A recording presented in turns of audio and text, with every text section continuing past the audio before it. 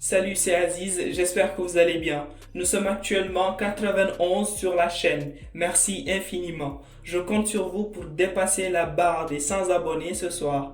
Aujourd'hui, nous allons parler de cette bonne nouvelle en France, de la situation aux États-Unis, plus précisément à New York, du plan de relance économique au Sénégal, des violences policières au Kenya, de la Côte d'Ivoire, de l'Espagne et du Vendredi Saint. Et nous allons finir par une annonce importante en fin de vidéo.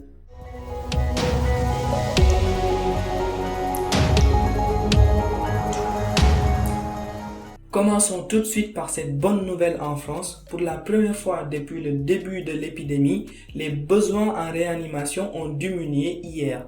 En effet, comme le montre ce graphique, voici déjà 8 jours que la différence entre le nombre de patients qui entrent en réanimation et ceux qui en sortent baisse. Mais hier, pour la première fois, cette différence est devenue négative. Autrement dit, 82 lits se sont libérés. Par contre, ce chiffre doit être relativisé car le décompte des sorties de réanimation prend en compte non seulement les patients qui vont mieux, mais aussi les décès.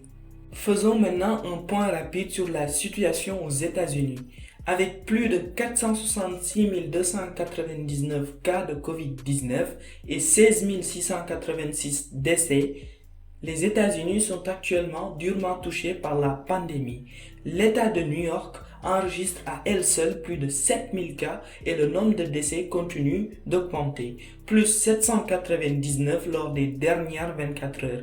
Les hôpitaux sont obligés de mettre des camions réfrigérés pour pouvoir conserver les morts. Ceux qui n'ont pas été réclamés pendant 14 jours sont enterrés automatiquement dans une fosse commune sur l'île de Heart Island. Passons maintenant au Sénégal. Le financement du plan de 1000 milliards a été bouclé. L'argent proviendra de 3 sources: les partenaires techniques et financiers, les contributions volontaires des Sénégalais et le recadrage du budget de 2020. Les Sénégalais de l'extérieur ne sont d'ailleurs pas en reste dans ce plan.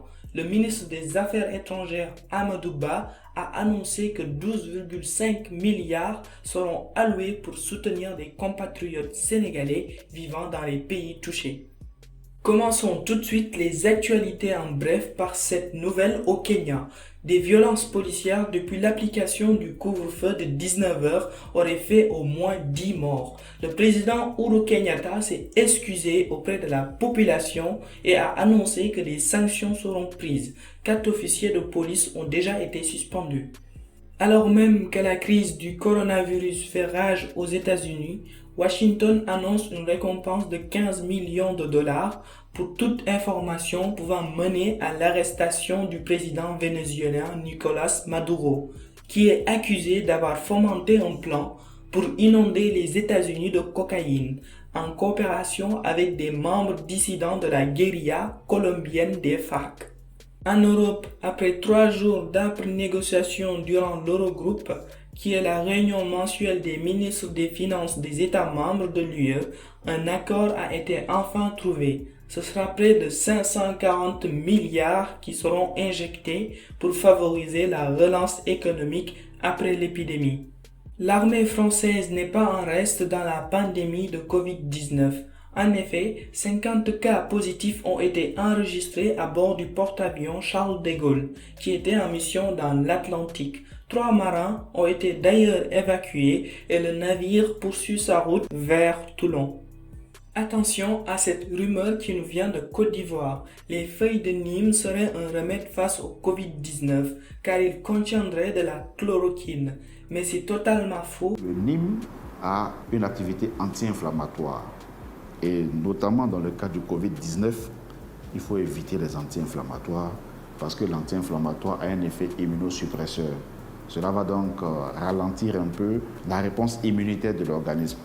En Espagne, le nombre de morts ces dernières 24 heures a été au plus bas depuis le 28 mars. En effet, le pays a enregistré 605 morts. Ce chiffre reste toutefois élevé, mais la dynamique des derniers jours est bonne.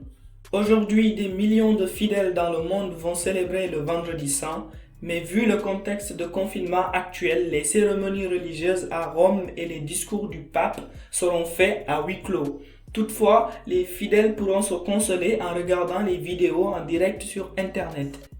Nous sommes enfin arrivés au terme de cette vidéo. J'espère qu'elle vous a plu. J'aimerais vous annoncer que les résumés quotidiens se feront désormais 2 fois par semaine, le jeudi et le dimanche, pour une meilleure qualité des vidéos et un résumé global des informations de la semaine. N'oubliez pas de liker, vous abonner et partager cette vidéo comme d'habitude.